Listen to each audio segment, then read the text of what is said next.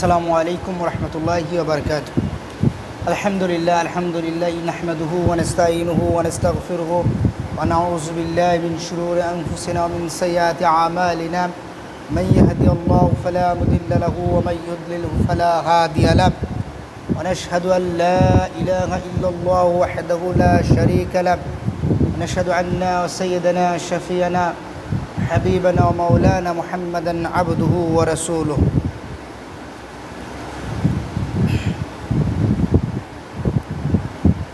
قال النبي صلى الله عليه وسلم إنما العمل بالنيات। সমস্ত প্রশংসা সেই মহান রব্বুল আলামিনের দরবারে, যিনি আজকে আমাদেরকে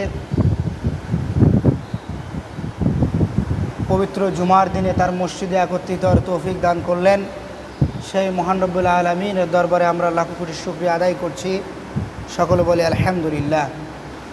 দরুদ ও সালাম পেশ করছি সাইয়্যিদুল মুরসালিন খাতামুন নবিয়্যিন শাফিউল মুজনিবিন হযরত মুহাম্মদ সাল্লাল্লাহু আলাইহি ওয়াসাল্লাম, তার আসহাবে কেরাম, তার আহলে বায়াত সহ কিয়ামত পর্যন্ত যত মুমিন মুমিনাত আসবেন সকলের রুহের প্রতি আমরা দরুদ ও সালাম পেশ করছি। সাল্লাল্লাহু তাআলা আলা খায়রি খালকি মুহাম্মাদিন ওয়া আলা আলিহি ওয়া আলা বাইতিহি ওয়া সাহবিহি আজমাইন ওয়া মান ইত্তাবাহুম বিইহসানিন ইলা ইয়াউমিদ্দিন। আমরা বেশ কিছুদিন পূর্বেই আমাদের মাঝ থেকে কুরবানি চলে গেছে এবং ইসলামের অন্যতম একটি বড় একটি ইবাদত হজ আমাদের মাঝ থেকে চলে গেছে এবং যারা সামর্থ্যবান ছিল এরকম ব্যক্তিরা তারা হজে গিয়েছিলেন, হজ করেছেন, আল্লাহর এই নির্দেশনা তারা বাস্তবায়ন করেছেন।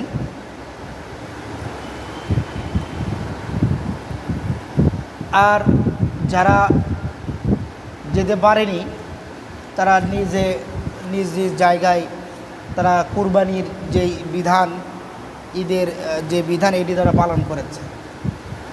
হাদিসে অনেক কয়েকটা হাদিস আছে। যদি আমরা একটু হাদিস দেখি, সেখানে এই যারা আসলে হজ করতে পারলো না, ওমরা করতে পারলো না, এরকম ব্যক্তি হয়তো তার সেই সামর্থ্য হয়নি,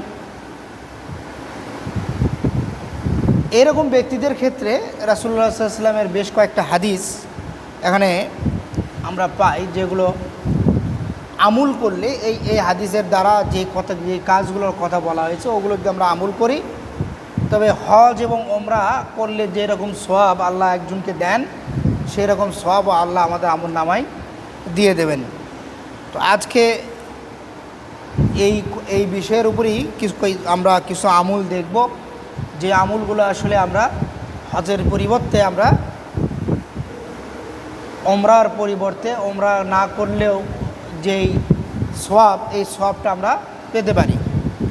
সর্বপ্রথম যে বিষয় সেটি হচ্ছে প্রায় 15-16টি এরকম আমল পাওয়া যায়।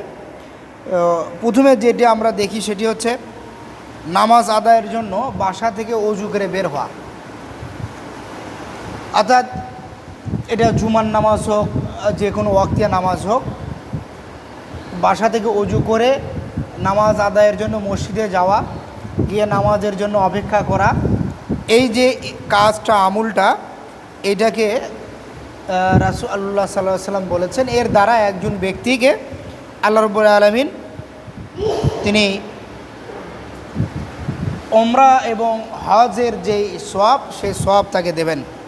সুনানে আবু দাউদের 558 নম্বর হাদিস, আন আবি উমামা রাদিয়াল্লাহু তাআলা আনহু আন্না রাসূলুল্লাহ সাল্লাল্লাহু আলাইহি ওয়াসাল্লাম ক্বাল মান খরাজা মিন বাইতিহি মুতাহহারান ইলা সালাতিন মাকতুবাতিন ফাআজরুহু কাআজরিল হাজ্জি আল মাহরুম ওয়া মান খরাজা ইলা তাসবিহিদ দুহা লা ইয়ানসিবুহু ইল্লা ইয়্যাহু ফাআজরুহু কাআজরিল মুতামির ওয়া সালাতান আলা আসরি সালাতিন লা লাগভিয়াতাহুমা কিতাবুন ফি ইল্লিয়িন। আবু উমামা রাদিয়াল্লাহু তাআলা বর্ণিত, তিনি বলেন রাসূলুল্লাহ সাল্লাল্লাহু আলাইহি ওয়াসাল্লাম বলেছেন, মান খরাজা মিন বাইতি মুতাহহারান, যে ব্যক্তি তার নিজ বাড়ি থেকে অজু অবস্থায়, পবিত্র অবস্থায় বের হবে, ইলা সালাতিন মাকতুবাতিন, অর্থাৎ এই যে 5 ওয়াক্ত যে নামাজ, এই নামাজ পড়ার জন্য, ফাআজরুহু কাআজরিল হাজ্জিল মাহরুম,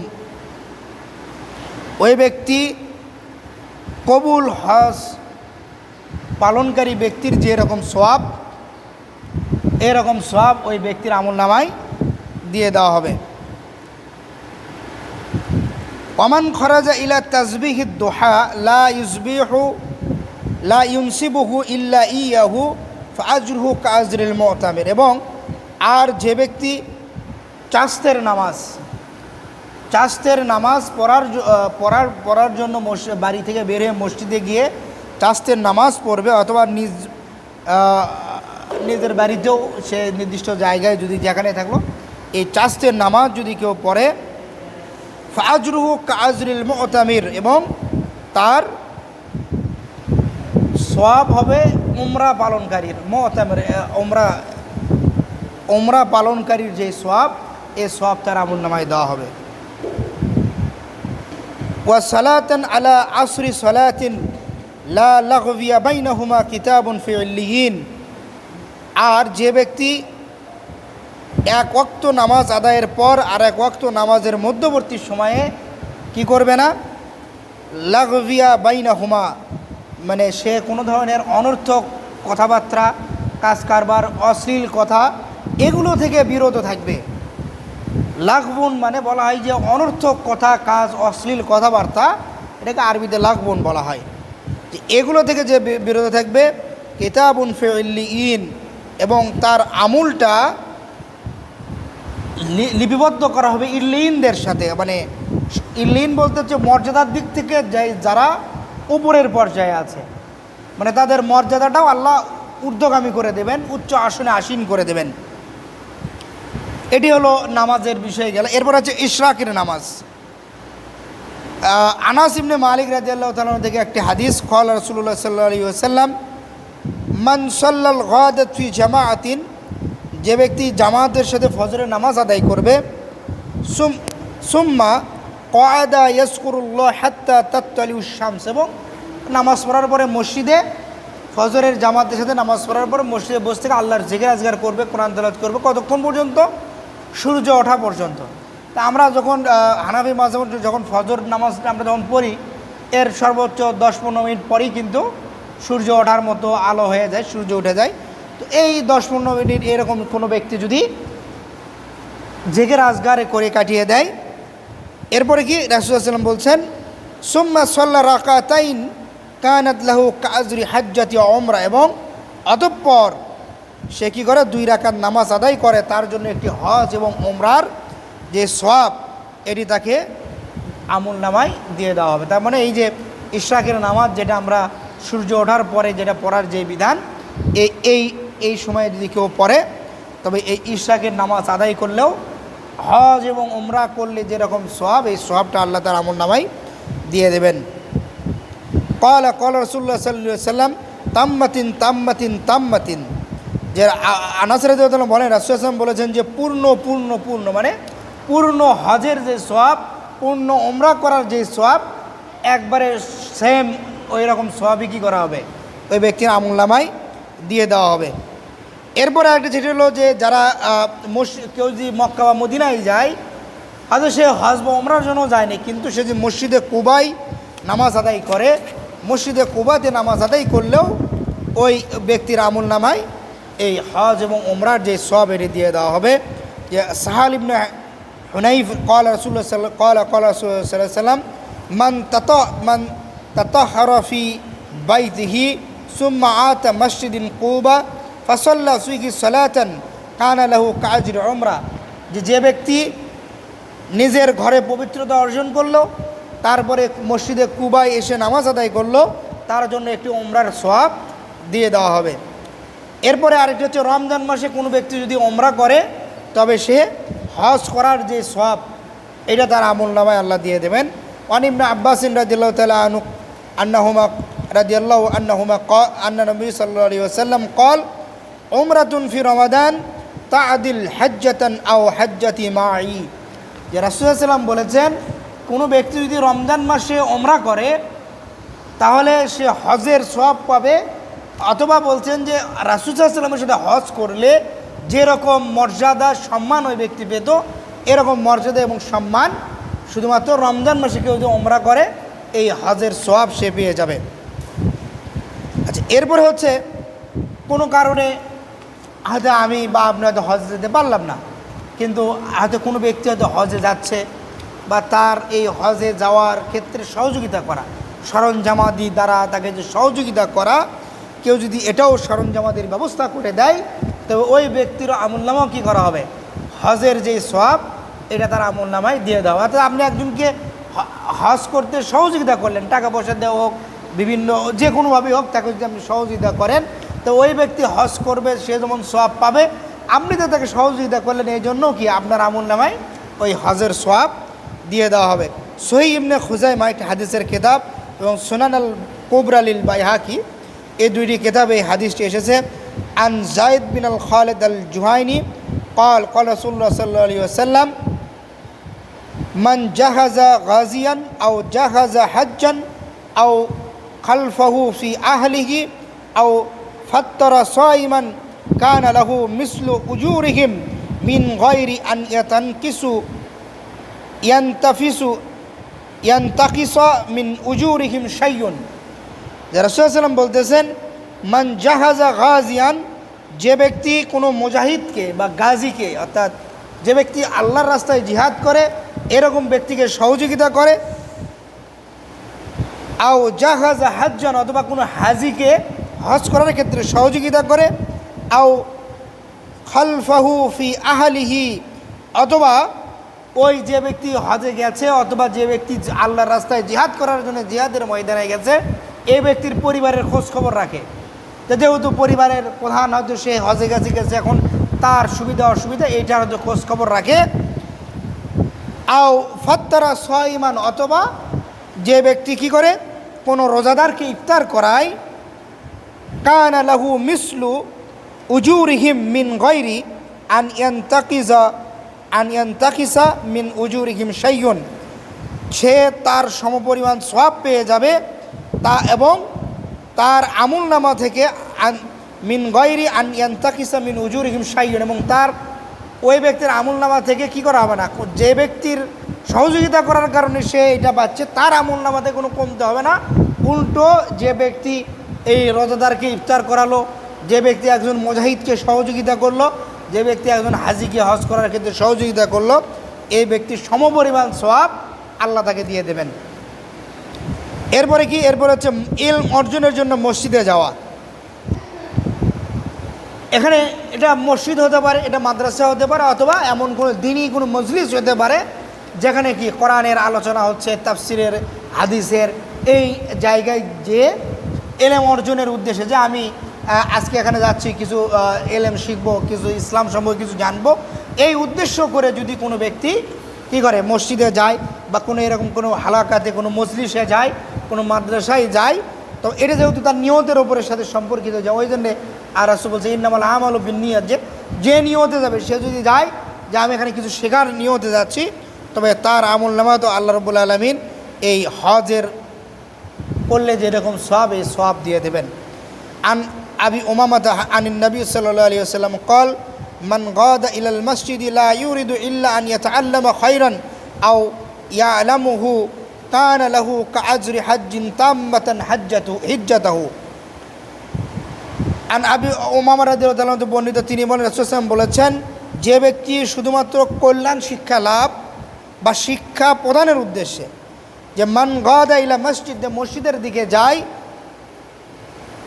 লা ইউরিদু ইল্লা আন ইয়াতাআল্লাম খায়রান, তার উদ্দেশ্য থাকে শুধু অন্য কিছু না, যে সে এখান থেকে কল্যাণকর কিছু ইলম লাভ করবে, আও ইয়ালামহু, অথবা এই উদ্দেশ্যে যে সে কি কিছু ইলম শিক্ষা দেবে, কানা লাহু কাআজরি হাজ্জিন তাম্মাতান হিজ্জাতুহু, তার সওয়াব একজন হাজির যেরকম সওয়াব হয় হজ করলে, সেই সমপরিমাণ সওয়াব ওই ব্যক্তিকে আল্লাহ তখন দিয়ে দেবেন।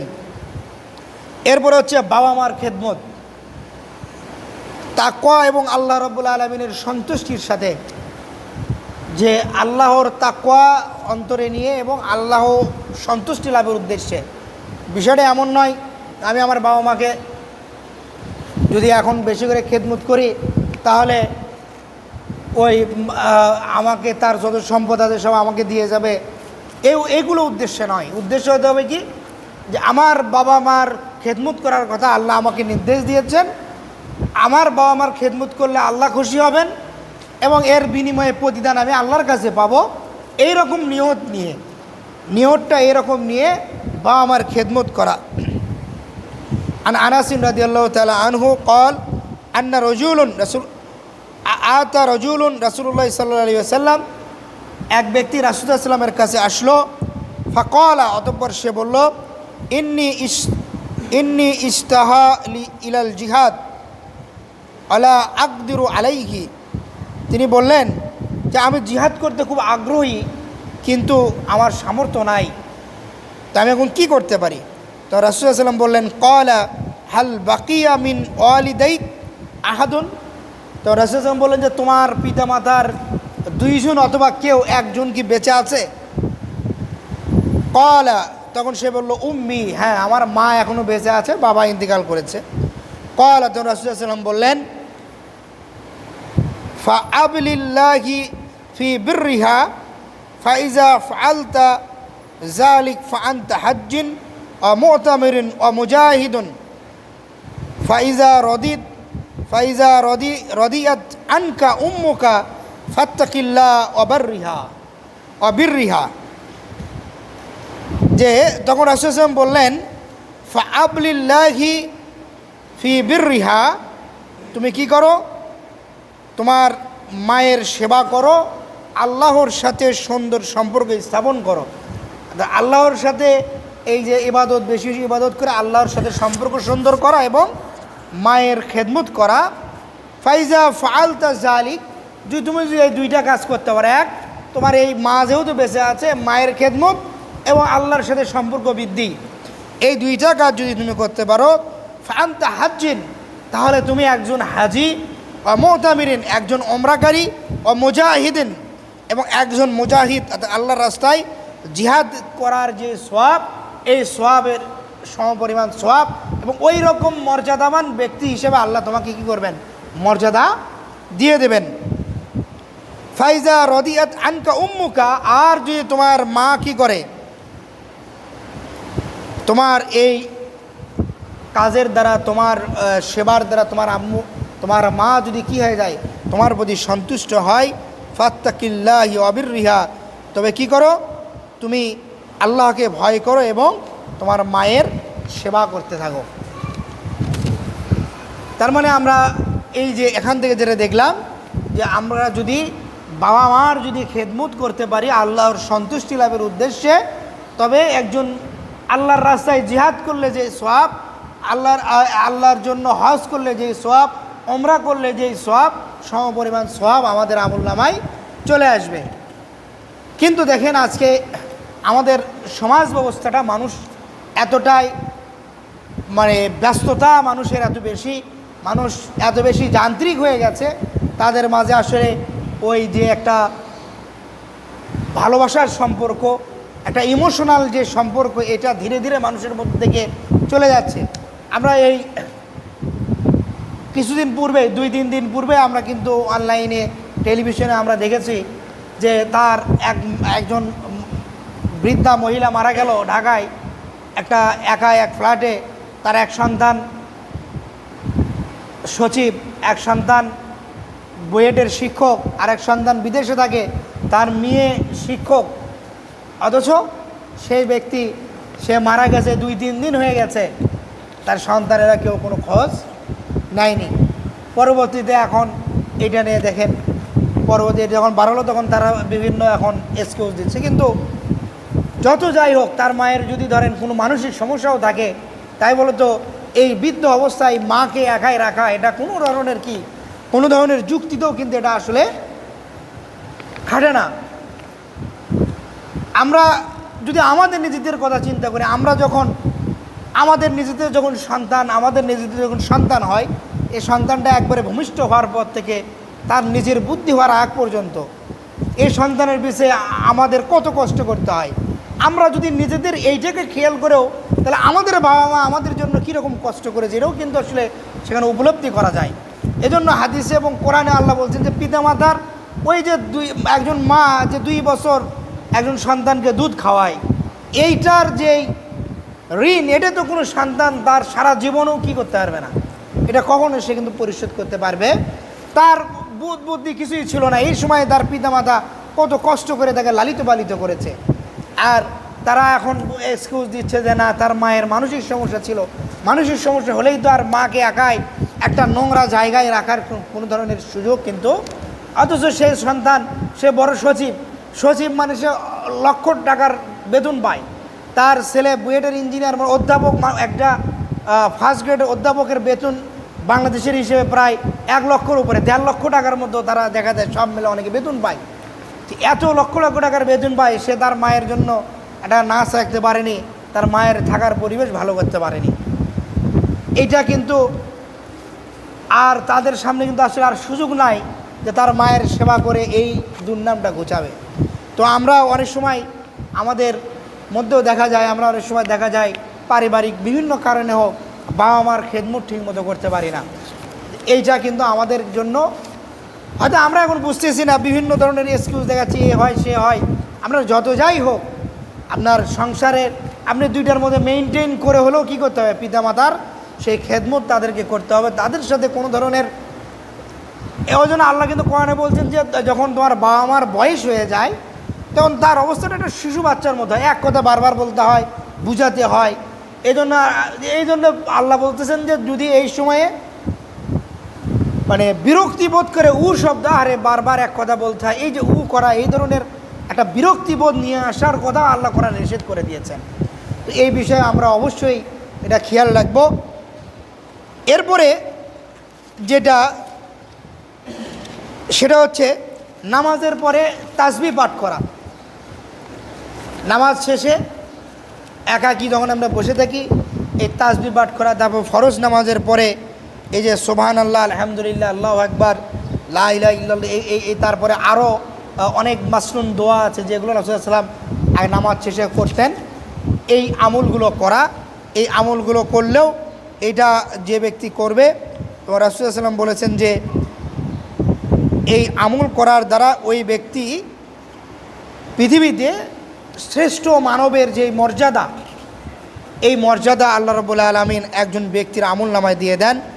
এবং হজ, ওমরা এবং জিহাদ এবং দান সদাকা, আল্লাহর রাস্তায় দান সদাকা করলে যেরকম সওয়াব পাওয়া যায়, এই নামাজের পরে এই মাসনুন দোয়াগুলো যদি কেউ পড়ে, তার আমল নামাও এই সেম একই ধরনের মানে সওয়াব আল্লাহ রাব্বুল আলামিন দিয়ে দেন। এরপরে মসজিদে জামাতের সাথে নামাজ আদায় করা। আপনি হয়তো কোনো জায়গায় দেখা যায় আপনার জায়গা থেকে যদি মসজিদ দূরে হয়, বা কোনো জায়গায় গিয়েছেন, এখানে 3 জন 4 জন 5 জন আছে। অন্য অন্য জাতির ক্ষেত্রে ব্যবস্থাটা এরকম ছিল, তারা নির্দিষ্ট জায়গায় যাইতে হতো, সেখানে গিয়ে তাদেরকে আল্লাহর ইবাদত করতে হতো। আর আমাদের উম্মতে মুহাম্মাদের জন্য আল্লাহ পুরো জমিনটাই সেজদার জন্য উন্মুক্ত করে দিয়েছেন। শুধু কি আপনি যেখানে আসেন 3 জন 2 জন 4 জন হোক, একজনকে ইমাম বানিয়ে দিয়ে সেখানে আপনি জামাতের সাথে নামাজ আদায় করলেন। এইটার যে মর্যাদা, এইটার যে সওয়াব, এটা কিন্তু অত্যন্ত বেশি। কারণ আপনি এমন আধা আপনার ওখান থেকে মসজিদ দূরে, বা আপনি এমন জায়গায় আছেন ওখান থেকে হয়তো মসজিদে যাইতে বা কোনো ব্যস্ততার কারণে জামাত ধরতে পারেননি, আপনি জামাত করে পড়লেন, এটার সওয়াব কিন্তু অনেক বেশি। এবং মুজামিল কাবির তাবারানিতে একটি হাদিস, সে রাসূল সাল্লাল্লাহু আলাইহি ওয়াসাল্লাম বলেন, যে ব্যক্তি মসজিদে গিয়ে ফরজ নামাজ আদায় করলো সেজন্য হজ করে এলো, আর যে ব্যক্তি নফল নামাজ আদায় করার জন্য মসজিদে গমন করলো, সে ওমরা করার যে সওয়াব, সে সওয়াব পেয়ে গেল। এটা মূলত মসজিদের সাথে আমাদের সম্পর্ক বৃদ্ধি করার জন্য এটা একটা ভালো একটি আমল। এরপরে হচ্ছে কি জুমার নামাজে উপস্থিত হওয়া। যে ব্যক্তি শুক্রবারের দিনে যে সুন্নাত গোসল করে আতর সুগন্ধি লাগিয়ে ভালো কাপড় পরে মসজিদে আসলো, এসে আজানের জন্য অপেক্ষা করলো, তার জন্য হাদিসে বলা হয়েছে যে এটা উট পাখির ডিম বড় হয়, এই এত বড় ডিম একবার সবার শেষে আসবে, যে এটা হাদিসে বলা হয়েছে এটা কাতাত পাখি বলা, এটা খুবই মরুভূমির দিক দিয়ে বা ছোটো একটা পাখি, মানে ছোট্ট ডিম হয়। তো একবারে সর্বশেষ যে ব্যক্তি জুমার নামাজ আদায়ের জন্য মসজিদে আসবে, তার জন্য এটার কথা বলা হয়েছে। তো আমরা এই জুমার জন্য মসজিদে আসলে তার জন্য আল্লাহ এই নফল হজ থেকে হজের যে সওয়াব এরকম আমুল তার আমুল নামায় আল্লাহ দিয়ে দেবেন। এরপরে ইশার এবং ফজরের নামাজ জামাতের সাথে আদায় করা, ইশারের নামাজ এবং ফজরের নামাজ এটাও জামাতের সাথে আদায় করা। এরপরে কোনো মুসলিম ভাইয়ের প্রয়োজন পূরণে সহযোগিতা করা, কোনো অভাবী মুসলমান তার কোনো সহযোগী কোনো যদি দরকার থাকে, কোনো অভাব অনটন থাকে, এই সময় তাকে সহযোগিতা করা। এরপরে অন্য কাউকে হজ করানো, আপনি হয়তো 2-3 বার হজ করছেন, চিন্তা করলেন যে আমার টাকা পয়সা আছে, অমুক ব্যক্তি আসলে তার সামর্থ্য হচ্ছে না, তাকে টাকা দিলেন যে তুমি যে হজ করে আসো, এটাও করলেও সমপরিমাণ সওয়াব একজন ব্যক্তির আমলনামায় আল্লাহ দিয়ে দেন। তো এই আমলগুলো আল্লাহ রাব্বুল আলামিন যাতে আমাদেরকে করার তৌফিক দান করেন, আমরা এই আমলগুলো করার মাধ্যমে যেগুলো আমরা আজকে আলোচনা করলাম, আমরা সকলেই যেন এটা আমল করতে পারি। আল্লাহ যেন আমাদের সেই তৌফিক দান করেন এবং এর মাধ্যমে যাতে আমরা আল্লাহর প্রিয় বান্দা হতে পারি। আল্লাহ যেন আমাদের সকল নেক আমলগুলো কবুল ও মঞ্জুর করে নেন। আমিন। আসসালামু আলাইকুম ওয়া রাহমাতুল্লাহি ওয়া বারাকাতুহু।